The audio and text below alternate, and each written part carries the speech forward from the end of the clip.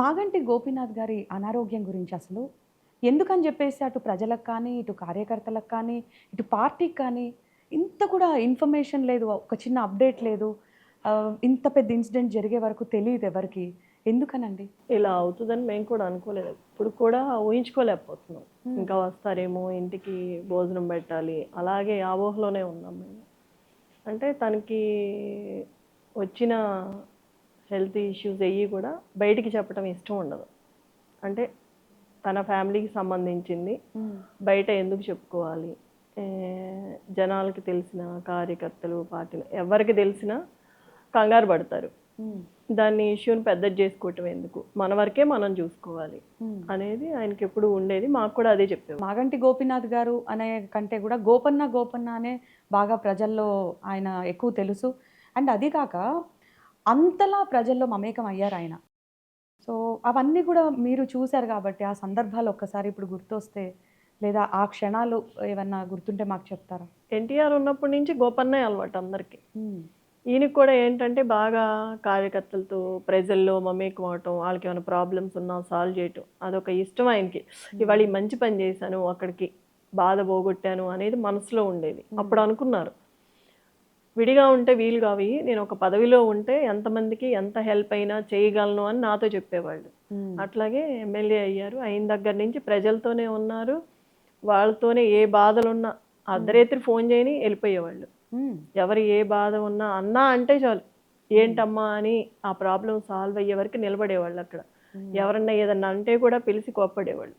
ఆడపిల్లరా ఎందుకు అట్లా చేస్తున్నావు, నువ్వు తప్పది, ముందు వాళ్ళకి ఇచ్చేయండి, ఏం కావాలో వాటరా ఏంది, ఇబ్బంది పెట్టొద్దని అట్లా అండగా ఉండేవాళ్ళు ప్రతి ఇంటికి.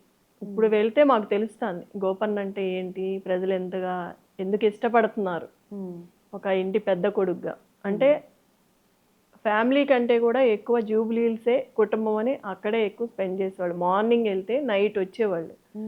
ఎన్నో టైమ్స్ ఫోన్ చేసేదాన్ని నేను, అయినా కూడా ఒక్కోసారి చేసేవాళ్ళు కాదు. అంటే అది ఇవ్వాలి, మనం ఏదైనా తినాలి. సో ఒక్కసారి మీ ఫ్యామిలీ బాండింగ్ అండ్ ఫ్యామిలీ మీ అందరితో ఎలా ఉండేవారు ఇంట్లో?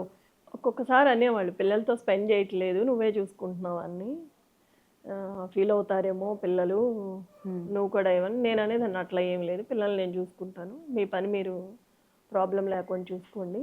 అంటే మేము ఎప్పుడు ఇబ్బంది పెట్టేవాళ్ళం కాదు. భోజనం ఒకటి కంటిన్యూగా చూసేవాళ్ళం, తింటున్నారా లేదా, కొంచెం అది తింటే బాగుంటుంది, హెల్త్ ప్రాబ్లమ్స్ అవుతాయి. మళ్ళీ ఫస్ట్ నుంచి నా పెళ్ళైన దగ్గర నుంచి హెల్త్ ఇష్యూస్ ఏమీ లేవు. ఫస్ట్ టైం నేను చూడటం ఇప్పుడు ఈ ఇష్యూ కూడా. అంటే ఒక జీవిత భాగస్వామిగా మీతో ఉండేటువంటి విధానం అనేది, అంటే ఇన్నేళ్ళు మీరు ఆయనతో ట్రావెల్ చేశారు, ఒక వైఫ్గా ఉన్నారు, ఆ బాండింగ్ అనేది ఎట్లుంటుంది అనేది మీ మాటల్లో వినాలని ఉంది. అంటే మీరు మర్చిపోలేని విషయాలు ఏమైనా ఉన్నాయా ఆయనతో గడిపిన క్షణాలు? చెప్పాలంటే చాలా ఉన్నాయి. ఫస్ట్ టైం హాస్పిటల్లో జాయిన్ అయినప్పుడు తనకి మేలుకు వచ్చినప్పుడు నైట్ టైము బాధపడ్డారు నాతో చెప్పుకొని. పిల్లలకి నీకు ఏం చేయలేకపోయాను, చాలా తప్పు చేశాను నేను చెప్పాను. నేను అప్పుడు ధైర్యం చెప్పాను, మాకు డబ్బులు ఏమీ అవసరం లేదు, మీరు బయటకు వస్తే చాలు, మాకు దీని గురించి ఆలోచించొద్దు, హెల్త్ చూసుకోండి ఫస్ట్ అని చెప్పాను. ఒక 1 వీక్ బాధపడ్డారు. డాక్టర్ కూడా చెప్పారు, ఎందుకయ్యా నువ్వు దేని గురించో ఆలోచిస్తున్నావు అంటే నేను చెప్పాను, పక్కకు తీసుకెళ్ళి మెయిన్ బాధపడుతున్నారు ఇది నేను చెప్పాను, రోజు చెప్తా ఉంటా, కొంచెం చేంజ్ చేపిస్తానని చెప్పాను.